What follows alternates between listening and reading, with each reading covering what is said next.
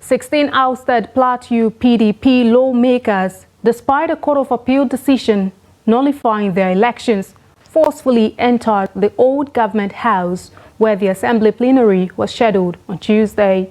Their defiance stemmed from the belief that the Supreme Court's endorsement of Governor Mutfwang's election affirmed their legitimacy as members of the assembly, backed by a vocal group of supporters.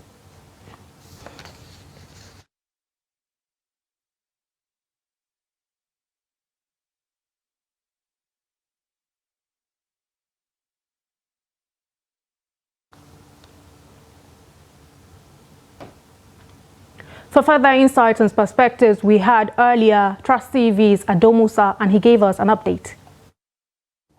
Well, today, after the Speaker of the House, alongside the 7 members of the All Progressive Congress, arrived at the venue, that is the All Government House, they went into plenary. But soon after they arrived at the venue, the 16 SAC PDP lawmakers also stormed the venue of the preliminary. But at first, they were prevented from going in. But later on, the security personnel allowed them to go into the premises. But before they get into the plenary, the members have already come out. That is the Speaker and the other 17 APC members, where the Speaker of the House addressed us regarding the development. What the Speaker was saying is he was in the receipt of a court order, but he could not explain to us what was the content of the court order, whether to swear in the 16 APC members who were declared winner by the appeal court or not. All he told journalists was he was in the receipt of court order and he's waiting for the court to interpret the situation. So whatever the court determines at the end of the day, that is what he will act on. Whether the court say, okay, these 16 members will now be the authentic members, or the 15 APC members who were declared winner by the Court of Appeal will now be the members of the House of Assembly. But he said that as of now, he only knows that there are only 8 members of the State Assembly, but 32 of the State Assembly members, or rather persons, are still fighting for the 16th seat. Thank you so much, Adomusa. And I understand that the Speaker isn't really saying much, and he has cited his reasons why he's not saying much. But what comes next, and what do you make of the body language of the state government at the moment?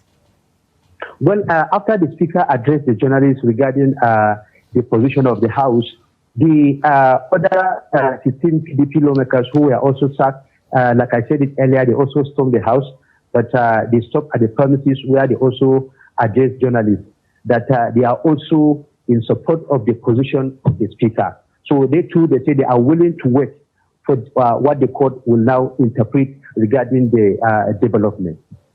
So if I get you correctly, the state governor hasn't said anything in line with all of this drama that is going on? No, the state government has yet to say anything. But you know, the APC, like we always say, or rather they always say, they have been accusing the state government for instigating these certain lawmakers to come into the House. But up to this moment, the state government is yet to say anything. But the APC this morning also told journalists that they have even asked those 16 APC members that were declared winner by the appeal court not to even go to the venue of the plenary.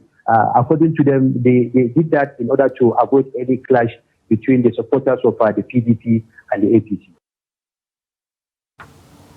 Meanwhile, the Ogun State House of Assembly has impeached its Speaker, Olakunle Oluomo. This development, which transpired on Tuesday morning, unfolded through a simple majority decision within the Assembly. Sources close to the matter revealed that Daisy Alemide, a member representing Odeda constituency, has stepped into the role of Speaker, effectively replacing Oluomo.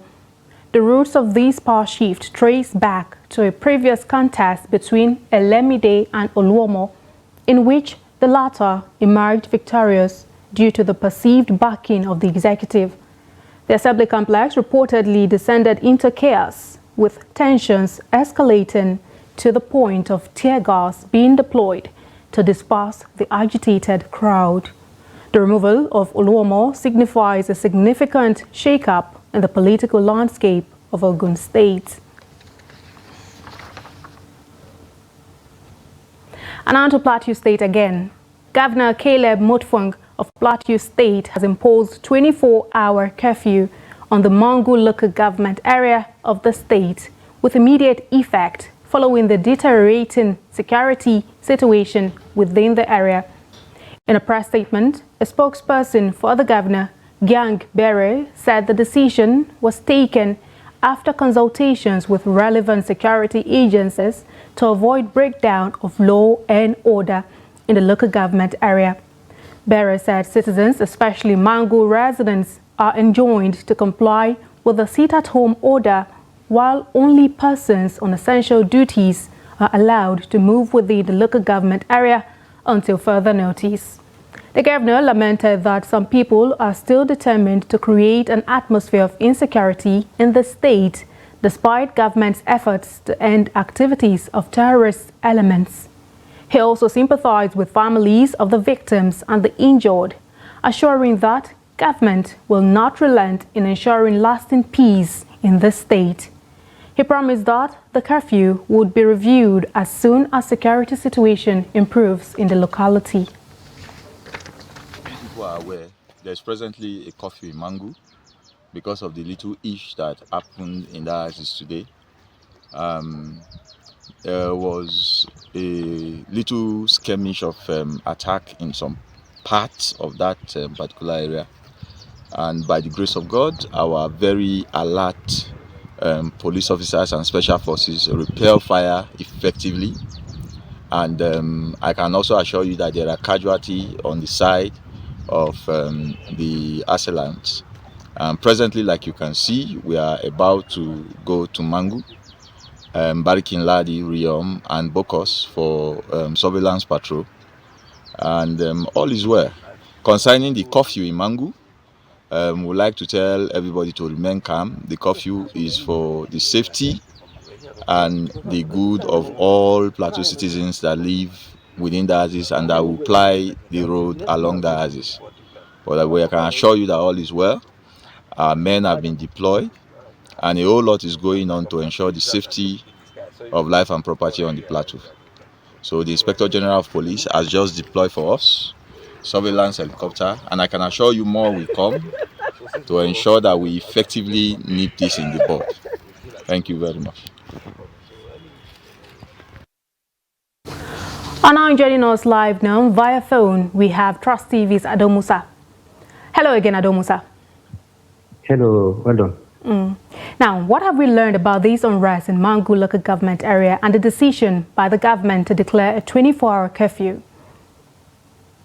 Well, I believe the decision to declare the curfew will certainly douse the tension that the people of Mangu are currently facing. Because if not for the intervention of the security personnel, as well as the declaration of the curfew, probably there will be a kind of different story now in Mangu, considering that the problem started between just two individuals, that is a Fulani man and a Magabul man.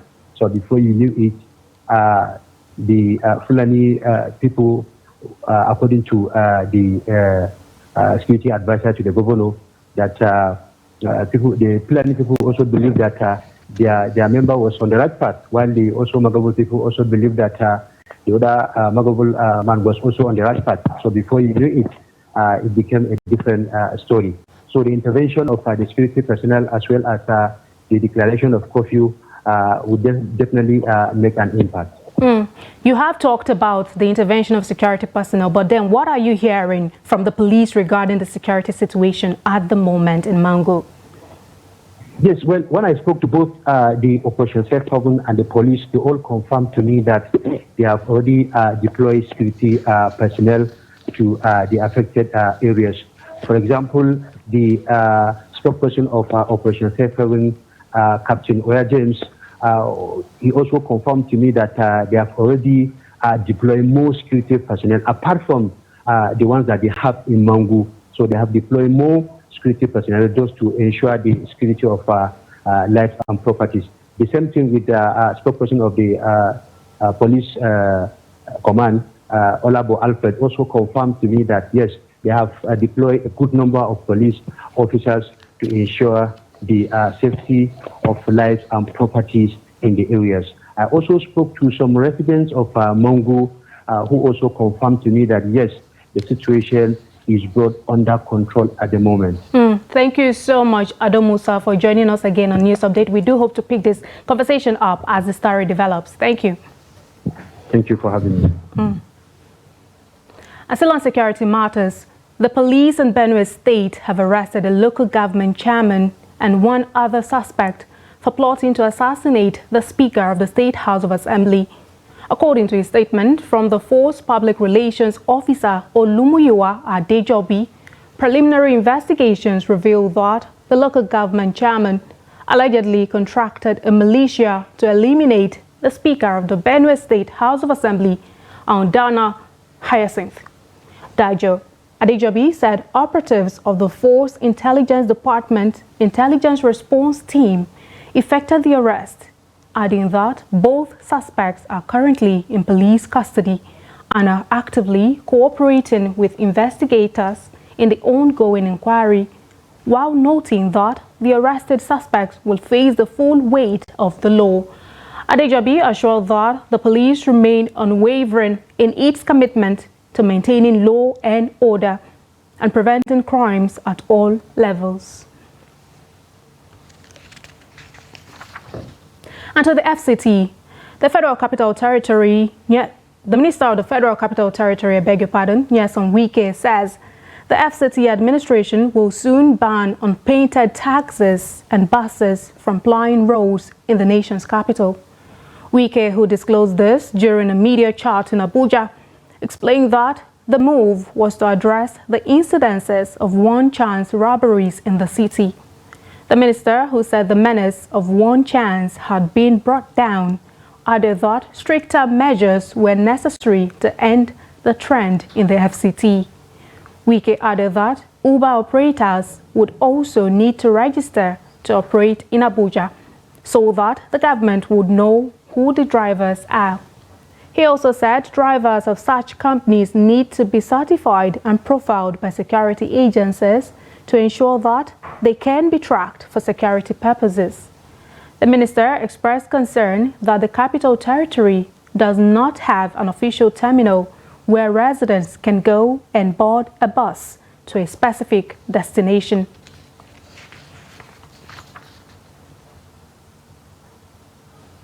And now to Taraba State.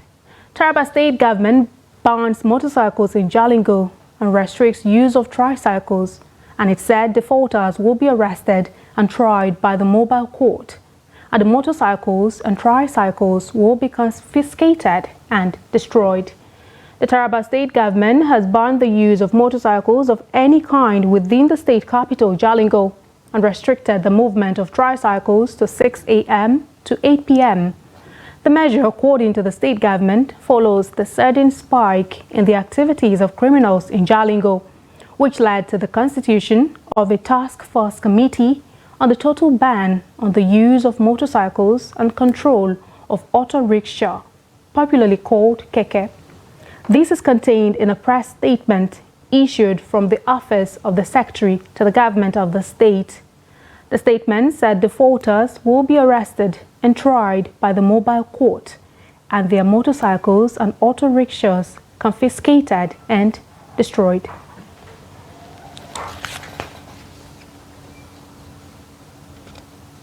This is a news update coming up after the break. Katsina residents kick against relocation of airport rescue and firefighting vehicles from airport. We'll bring you details of this story and more in part 2. Don't go away. We'll be right back. Daily Trust Dialogue and presentation of the 2023 African of the Year. This year's theme, Tinubu's Economic Reforms, Gainers and Losers, will be chaired by Dr. Shamsuddin Usman, former Minister of National Planning. Guest speakers Wale Edun, Minister of Finance and Coordinating Minister of the Economy, Dr. Victoria Akai, Immediate Past Director General, Abuja Chamber of Commerce and Industry, Comrade Joe Ajero, President, Nigeria Labour Congress. This event takes place at NAF Conference Center and Suites, Kado Expressway, Abuja on Thursday, 25th of January 2024, 10 a.m. Attendance is free, and you can watch the live broadcast on Star Times Channel 164 or Nicomsat free to air. For sponsorship, branding, and participation, please contact 081 5176 4600 or 080 3392 8902. Don't miss this insightful dialogue shaping the economic landscape in Nigeria.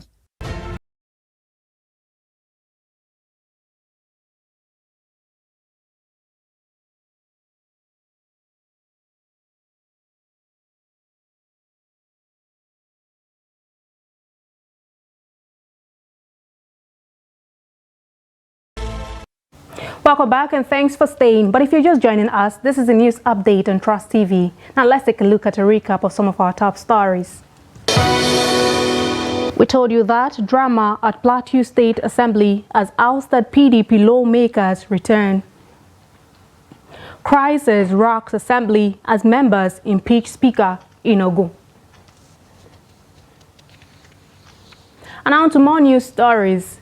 The crisis rocking the judiciary in Osun State is yet to abate as courts in the state remain shut due to the strike by judiciary staff in the state.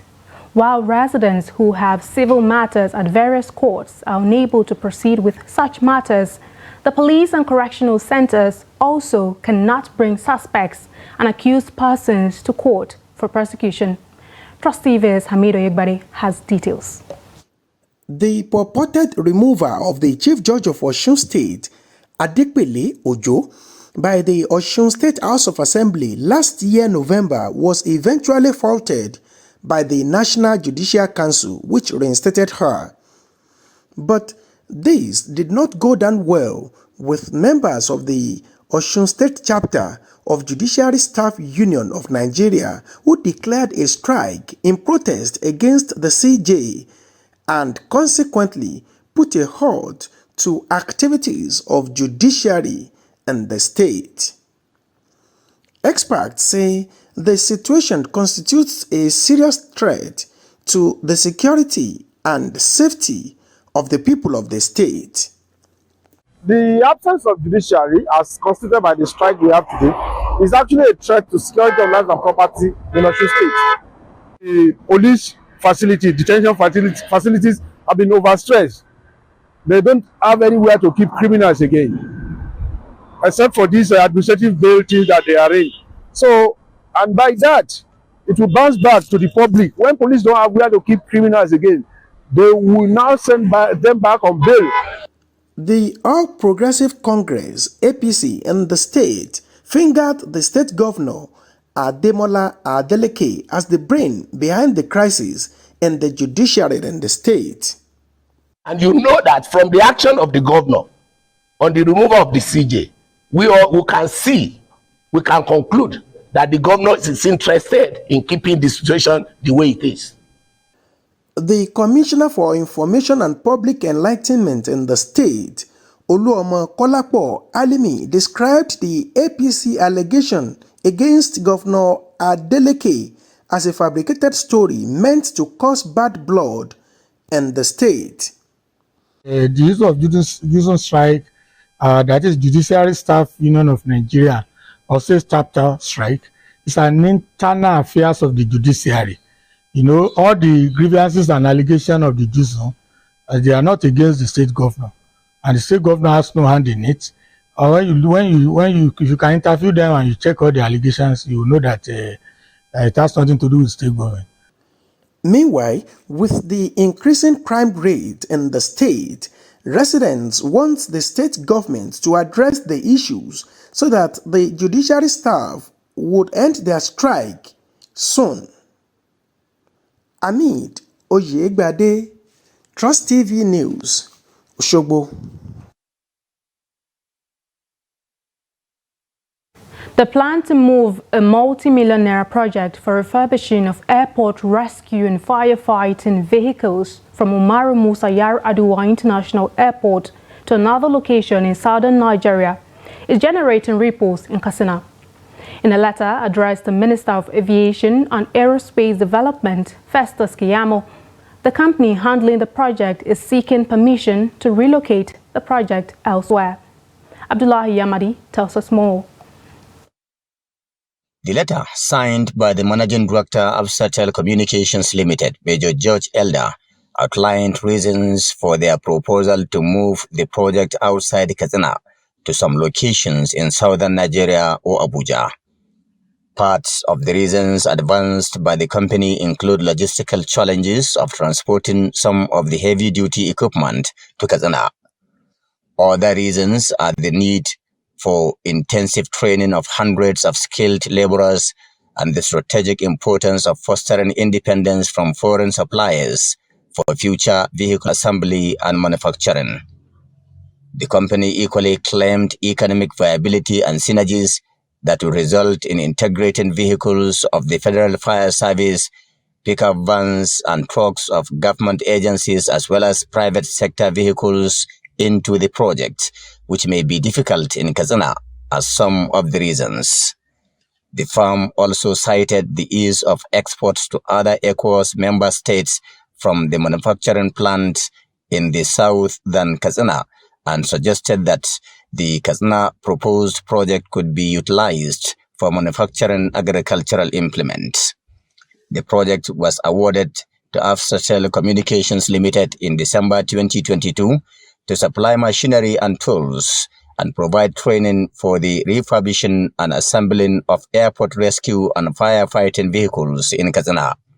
However, some civil society organizations in Katsina kicked against the planned relocation of the project, calling on President Bola Ahmed Tinubu to stop the proposed relocation of the project. Hence, these organizations consider the harmful and regressive action of relocating this vital project from Katsina to other part of the country by the minister on a flimsy reason as an attempt to shortchange the good people of Katsina State who massively voted for Bola Ahmed Tinubu and the APC during the 2023 general elections. At least, we the people of Katsina State deserve reward, not punishment from this minister. Why should it be transferred to another state or to somewhere else? So I'm appealing to even the governor of Katsina State to please see to this. The CSOs and other right groups also urged the Tinubu-led federal government to let the project be in Katsina as earlier proposed by the previous administration. Many residents are worried and apprehensive that the absence of the firefighting equipment may hinder smooth air operations at the Katsina airport, including the 2024 Hajj operation, and this is coming amidst tension over directives given to the Federal Airport Authority to relocate to Lagos. Abdullahi Ismayamadi, Trust Television News, Katsina.